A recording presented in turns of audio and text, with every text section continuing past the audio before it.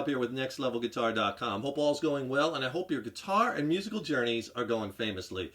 Today we're going to talk about the choices when soloing. You know, I received a really good email question. I have to send a shout out and a thank you to Tramp Pip, P-I-P. Thank you so much. He sent in a question. He asked, do we need to stick to one scale or do we need to shift over the chords?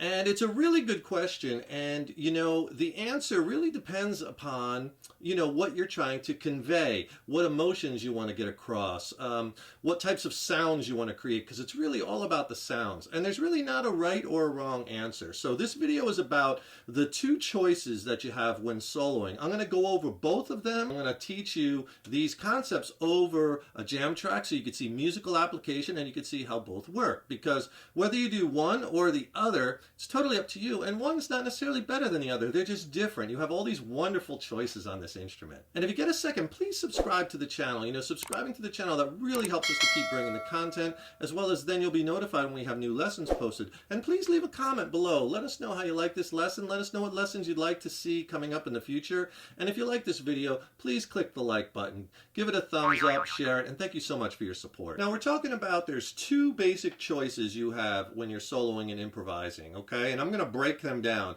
The first choice is you play what I call what relates to all. And what that means is that no matter what chords are going over the progression, you are playing the same scale, the same mode, and you're staying on that scale or mode no matter what the chord change is, no matter what the chords are in progression. You're playing what relates to all.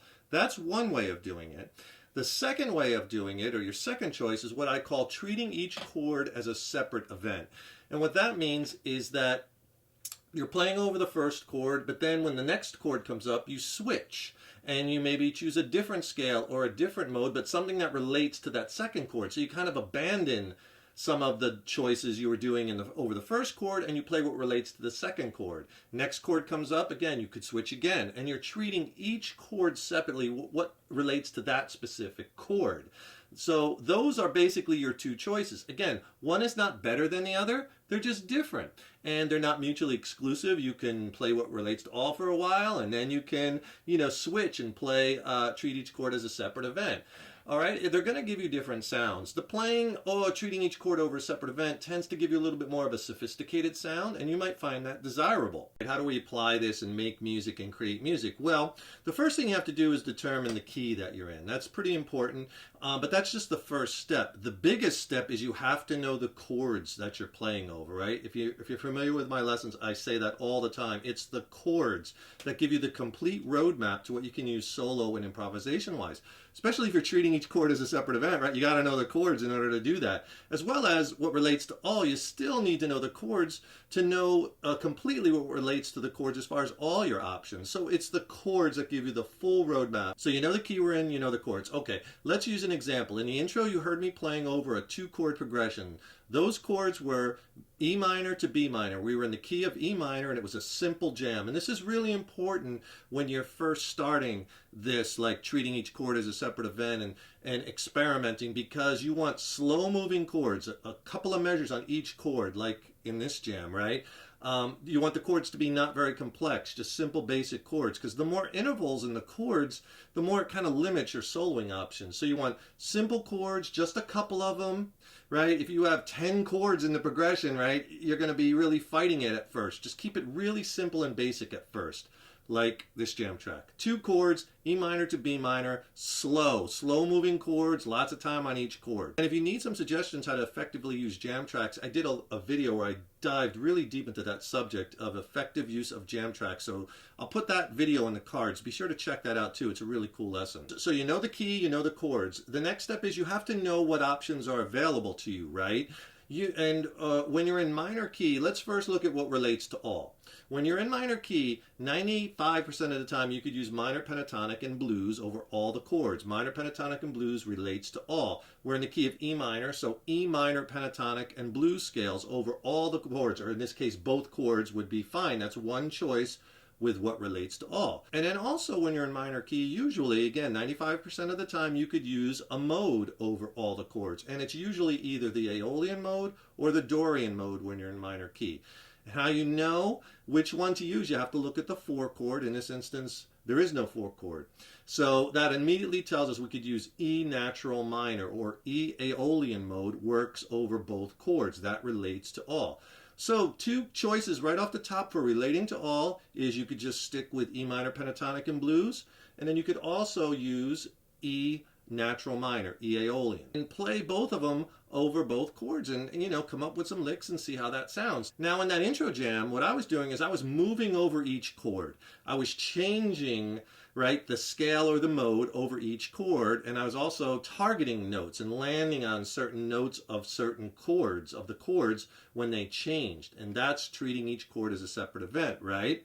That's because with melodic soloing, that style of playing over the chords works really well. But I also played in it a little E minor pentatonic and blues. I threw some of that in there too, so I combined, right? And that's what you want to do. You want to experiment. Try one, try the other, try both. See what sounds best to your ears, what moods you want to create, what textures, right?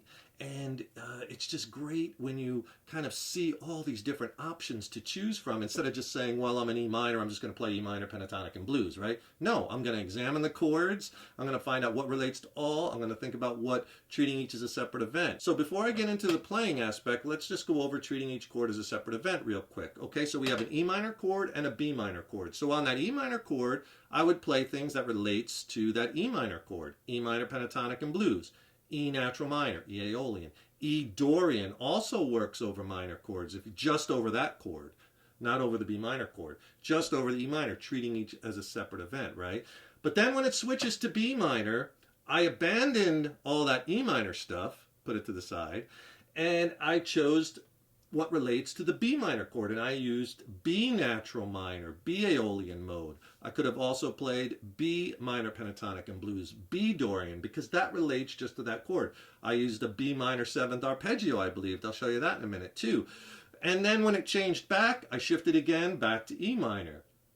And I kind of phrased it where I connected it, because you don't want your playing to sound very disjointed. And that's kind of what takes a little bit of time getting used to this, because you got to listen for when those chords change, so you change what you're doing, right? Change the scale, change the mode over each chord. So we're going to start off really simple with these examples. We're going to leave lots of space, do lots of string bends and vibrato, and really kind of set ourselves up for the next lick, you know what I mean? At first, you know, you'll have to think about this and try to set it up very methodically, but as you get more and more used to it, you know, your playing will become more organic and your ear will take you to all those hip notes. When I was playing in the intro, what was I doing there over each chord?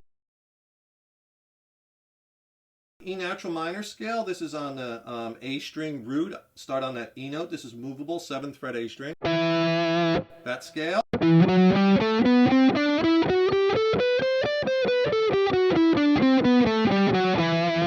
The first lick I played was something like this.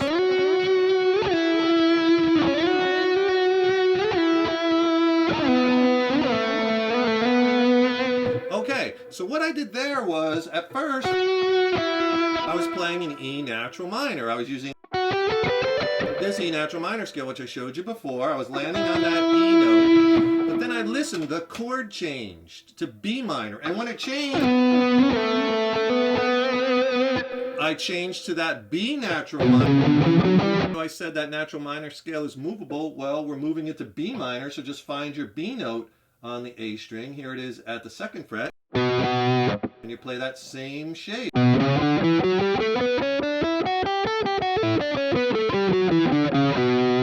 B natural minor, B Aeolian. I play, and I continued because I'm in B minor and I'm playing B Aeolian, B natural minor.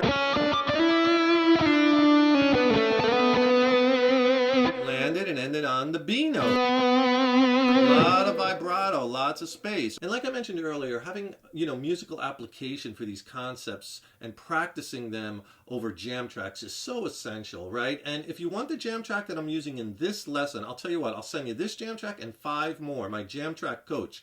6 killer jam tracks and 2 ebooks. And in the ebooks, I talk about each track, track by track. I go over the chords, I go over soloing strategies, I go over different scales to try and why they work. And then all of the scales are diagrammed out in the second ebook, the scales ebook. So it's a great little practice tool. I'll send it to you for free. Just click on that link below. So you can see how I'm taking this E minor, E natural minor over the E minor chord, it changes sliding into B minor. And you could just hold those notes at first. The change, just so you can kind of establish and get the hang of, okay, landing right at that change. The next thing I did now, the chord changes to E minor again.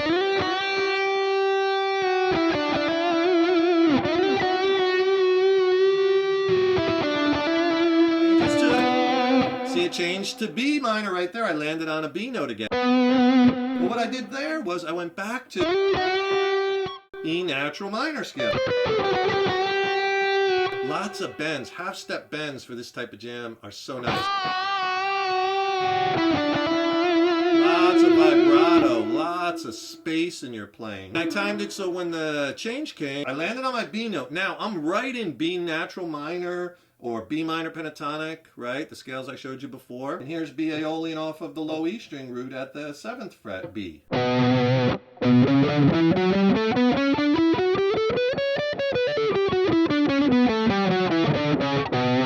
what I did there was I played a B minor 7th arpeggio. And that shape looks like this.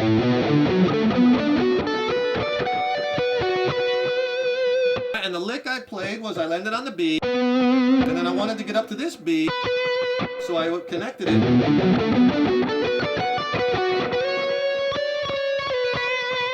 I had a little extra time, so B natural minor, and I landed on a B note. All right, so again, shifted to B minor over the B minor chord, B Aeolian mode, B minor 7th arpeggio.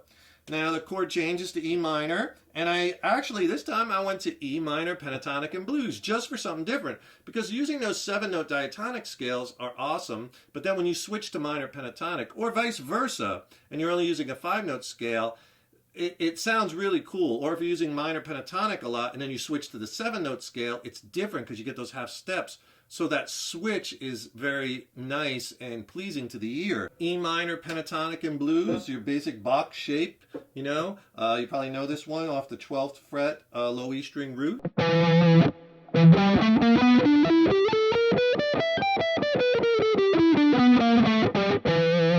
and you could play that E minor pentatonic scale anywhere. Here it is off the 7th fret A string root.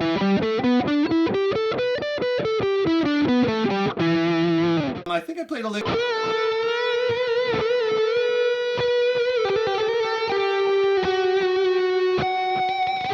Okay, this time what I want to do is I wanted to target a strong note over that B minor chord because it's going to change. So over the E minor, just bending to that blue note, sliding. Now there's where the chord changes. I chose this F sharp note. That's a very strong note in B minor. That's the 5th of a B minor chord. Those roots, those flat thirds when it's minor, 5ths, flat 7, minor 7, those are very strong notes to target. And then I dotted the I by grabbing the octave. Right? So I was playing F sharp octave, 12 notes up. And then I had some time, so I did a lick like... I was in B minor, so I took this same B natural minor scale I showed you down here, just 1 octave up, you know, everything 12 frets up. Shifting from minor pentatonic to a strong landing note, F sharp over the B minor chord, and then going into B natural minor. You even do bends. Landing on B, getting ready for the next chord. So you see what I'm doing here? I'm listening for the chord changes, and then I'm making some musical decisions. Do I want to play what relates to all? Because I could have just blasted E minor pentatonic over everything, right? Or E natural minor over everything. But I wanted to move my playing with the chords and then throw in some minor pentatonic and blues, right? That's kind of what I like to do. So you can see you target those chords and then pick target notes, knowing the notes of the chords, so important too, right? And pick those strong landing notes. You can make huge solo statements. So those are the two choices that you have when you solo. It's entirely up to you. Neither one is right or wrong. Do what sounds best to your ears, but experiment with it. I cannot say that enough. Application and practice over jam tracks. Make sure you get my jam track coach, because you'll get this jam track and 5 more. Click on that link in the YouTube description box below.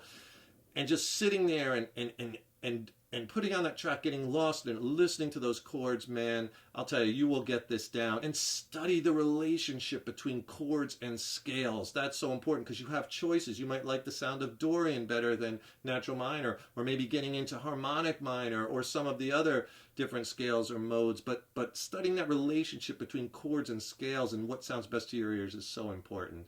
All right, have fun with it, get lost in it, and keep rocking it. Don't forget, subscribe to the channel. You know, that really helps us to keep bringing the content, and then you'll be notified when we have new lessons posted. And also, don't forget, click on that link in the YouTube description box below. Get my killer practice tool, my Jam Track Coach, 6 killer jam tracks, 2 ebooks for free. And if you'd like to check out some of my original music, I recently dropped a new record with my original band Mind Cell. We're based out of San Diego. It's a slammin' record. I'm really stoked about it. I think it's some of the best music I've ever written. I'd love for you to hear it. It's streaming on all the platforms. I'll put links to that also in the YouTube description box below. Check it out. And then if you have any questions on the songs, or maybe the gear I use, or the soloing strategies, or the studio production, drop me a line. I'd love to hear from you. Thank you so much for checking out this video, and thank you so much for your support over the years and years. So appreciate it. Keep up all that hard work on those guitars. Keep having fun with them. And remember, your guitar playing is an evolution.